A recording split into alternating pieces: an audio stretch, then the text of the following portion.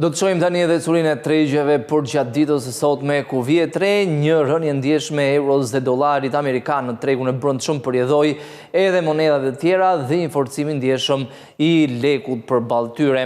Rënja e euros që ka tregjur me vete edhe monedat e tjera mund shpjegohet me faktin se për gjatë festave të fundvitit në vend vinë shumë emigrantë të cilët sjellin me vete edhe monedën europiane në shumicën e rasteve. Në mëngjesin e sotëm sipas Agjencisë së Këmbimit Valutor, Iliria 98, dollari blihet me 80.6, shitet me 82.1 lek nga rreth 82 lek që kuotohej mesatarisht javën e kaluar, ndërsa euro, sikurse mund ta shohim, ka rëndjeshëm, ka humbur edhe 600 darka në sesionin e sotëm, blihet me 95, shitet me 96.5 lek. Vjet re njëkohësisht edhe një diferencë e madhe midis çmimit të blerjes dhe çmimit të shitjes, që tregon se në një farë mënyre ka panik në tregje. Zakonisht diferenca sidomos për euron është në 0.7, 0.8 lek, nuk e kalon asnjëherë nivelin e 1 lekëve. Aktualisht kjo diferencë është në 1.5 lek. Franga zvicerane gjithashtu ka një tendencë në rënje, blihet me 101.9, shitet me 103.4 lek. Paundi britanik gjithashtu ka rëndjeshëm, nga rreth 109.4, ka zbritur në 108.6 lek në blerje, ndërsa në shitje në 110.1 lek. Në ecurinë e dollarit kanadez, kjo monedh blihet me 58.8, shitet me 60.3 lek. Dollari australian blihet me 53.8, shitet me 55.3 lek. Jeni japonez është i pandryshuar, blihet me 0.5, shitet me 0.54 lek. Lira turke blihet me 1.84, shitet me 1.93 lek, dhe së fundmi juani kinez blihet me 10.74, shitet me 11.54 lek në mëngjesin e sotëm, sipas Agjencisë së Këmbimit Valutor Iliria 98. Kjo ishte ecuria e tregut brendshëm, ndërkohë në tregje ndërkombëtare përgjithsisht vjet re një qetësi në këmbimin e monedave, por gjithashtu vjet re një qetësi edhe në tregjet e aksioneve.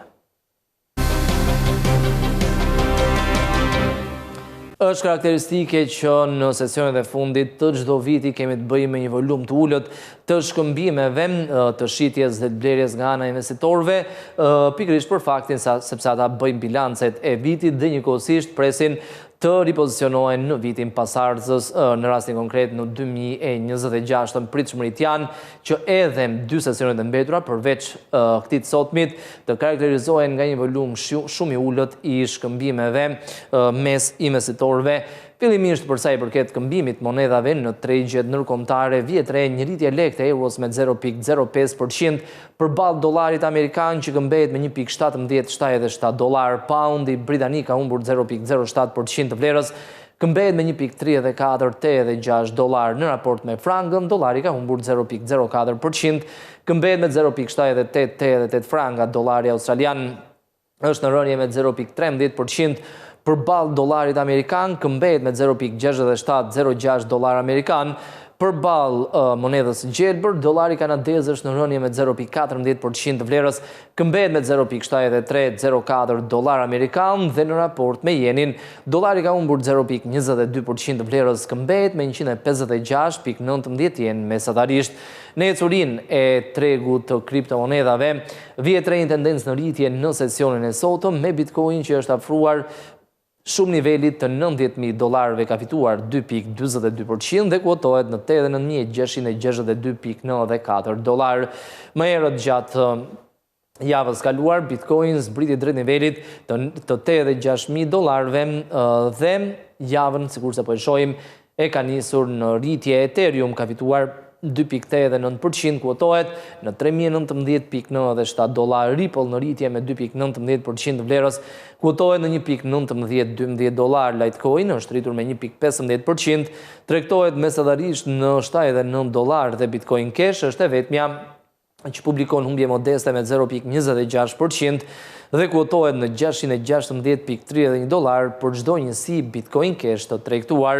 Në ecurinë e tregut të naftës benchmark kryesor po qëndrojnë në rritje në sesionin e sotëm, ndërkohë investitorët janë fokusuar tek zhvillimet gjeopolitike, por njëkohësisht presin edhe disa dhëna që do të publikohen ditën e nesërme, në mënyrë të veçantë në Shtetet e Bashkuara të Amerikës. Gjithsesi, investitorët janë të shqetësuar pavarësisht rritjes në sesionin e sotëm nga pritshmëritë për një rritje të prodhimit në 2026 dhe një ngadalësim të kërkesës. Gjithashtu në rritjen e çmimeve ka ndikuar edhe studia e të borës që ka prekur Shtetet e Bashkuara, sidomos New Yorkun, New Jerseyn përgjatë ditës së djeshme. Brendi i Londrës ka fituar 1.14% të vlerës, kuotohet në $61.33 për fuqi. Nafta bruto amerikane është rritur me 1.23%, kuotohet në $57.24 dhe nafta e përpunuar në bursën e Londrës është në rënje me 0.14%, kuotohet në $618.88 për ton. Nuk është ndikuar nafta e përpunuar në bursën e Londrës nga kjo rritje e çmimeve në tregjet ndërkombëtare. Ndërkohë, për sa i përket ecurisë së tregut të metaleve të çmuara në sesionin e sotëm, ari është korektuar ndjeshëm, gjithashtu edhe argjendi me platinin fillimisht metali verdh ka humbur 1.17% të vlerës, duke u tërhequr nga niveli më i lartë në histori prej mbi $4.500 të regjistruar ditën e premte të javës kaluar. Aktualisht ari ka rënë me 1.17%, kuotohet në $4.499.3, gjithsesi shumë pra nivelit të $4.500. Gjatë vitit 2025, ari është rritur me rreth 45%, ndërkohë argjendi ka fituar mbi 140% të vlerës, duke u bërë ndër asetet me performancën më të mirë në vitin 2025. Aktualisht argjendi ka rënë me 1.94%, kuotohet në $75.7 për oncë, ndërsa ditën e premte mbyllin nivelin më të lartë historik pranë $77 për oncë. Dhe platini realizon humbjet më të mëdha, edhe platinin në ditën e premte të javës kaluar preku nivelin më të lartë historik, aktualisht ka rënë me 6.25% dhe kuotohet në $2.316.9 për oncë.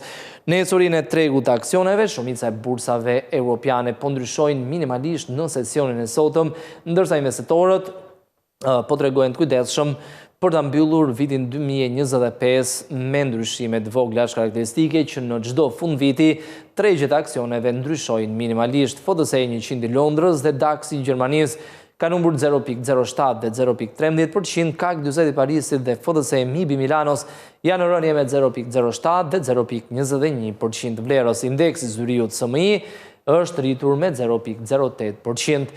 Në ecurinë e tre indekseve kryesore në Wall Street për ditën e premte të javës kaluar, gjithashtu vjetre një ndryshim i vogël për të njëjtën arsye.